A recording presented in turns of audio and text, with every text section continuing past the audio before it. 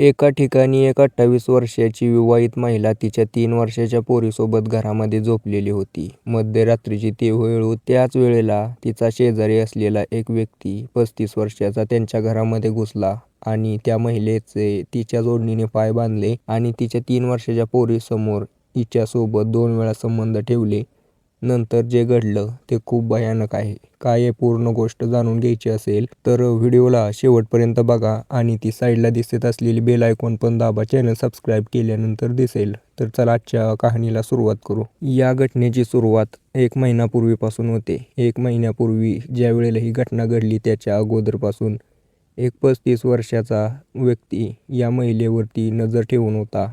त्याच्याच घरापुढे असणारी ही महिला ज्या वेळेला पण घराबाहेर यायची झाडण्यासाठी त्यावेळेला तिची ती कंबर दिसणे, तिची ती छाती दिसणे त्याच्यावरती लक्ष ठेवूनच होता हा व्यक्ती. 35 वर्षाचा असलेला आनंद नावाचा व्यक्ती त्या महिलेकडे बघायचा. सुमन नावाची त्यावेळेला त्याची इच्छा व्हायची की हिच्यासोबत त्याने संबंध ठेवावे.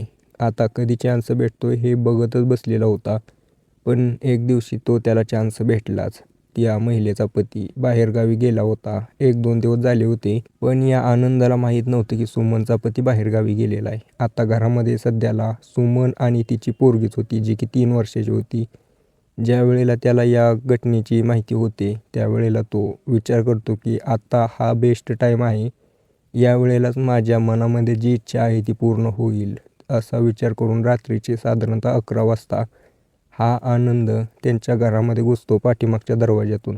आता पती घरी नाही म्हटल्यानंतर या सुमनने पुढचा दरवाजा एकदम लॉक करून ठेवला होता. बेडरूमचा दरवाजा लॉक करून ठेवला होता आणि तिच्या पोरीसोबत बेडवरती जाऊन झोपली. निवांत जाऊन झोपलेली, आरामात पसरलेली होती, पूर्ण शरीर रिलॅक्स करून. त्यावेळेला त्या आनंदाने तो चोर होता पहिल्यापासूनच.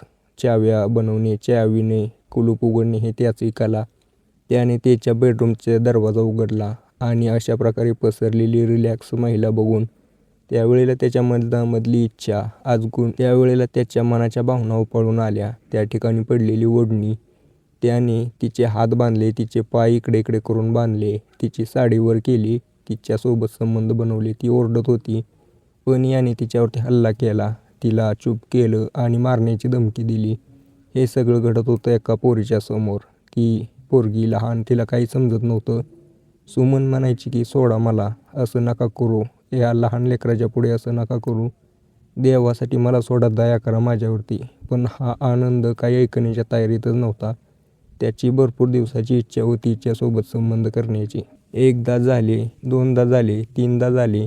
ज्या वेळेला त्याचे मन भरले, त्याचा आत्मा तृप्त झाला त्यावेळेला त्याने तिचे हातपाय सोडले आणि म्हणला की जर कोणाला सांगितलं तर तुला, तुझ्या पतीला आणि तुझ्या पोरीला संपवून टाकीन. त्याने धमकी दिली, कुठं कोणाला सांगू नको म्हणून तिथं सांगून निघून गेला. आता रात्रभर ही सुमन तिच्या पोरीपाशी बसून रडत होती. जे घडलं होतं ते तिच्यासाठी वाईटच होतं. तिने निर्धार केला की मी जाऊन पोलीस स्टेशनमध्ये घडलेली पूर्ण घटना सांगणार. सकाळी उठल्यानंतर सुमनने डायरेक्ट पोलीस स्टेशन गाठले एका लहान पोरीसोबत. त्या ठिकाणी जाऊन त्या आनंदविरोधात तक्रार दिली. पोलिसांनी घटनेचे गांभीर्य ओळखून या आनंदला ताब्यात घेतलं. ज्या वेळेला तिच्या पतीला समजलं की अशी घटना घडली तो पटकन त्याचं काम सोडून घरी आला आणि या सुमनला धीर देऊ लागला.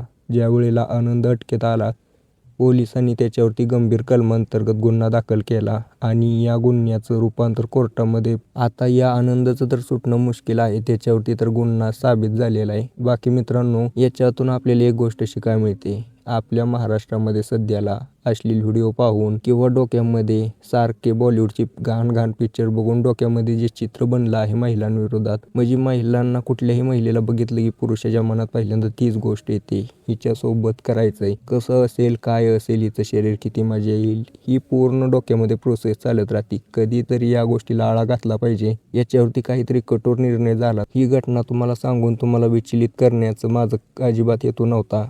ही गोष्ट सांगावी, तुम्हाला जागृत करावं हेच माझा हेतू होता. बाकी आपला व्हिडिओ आवडत असेल तर माझ्या चॅनलला सबस्क्राईब नक्की करा. चॅनल आहे आपला धारा 302.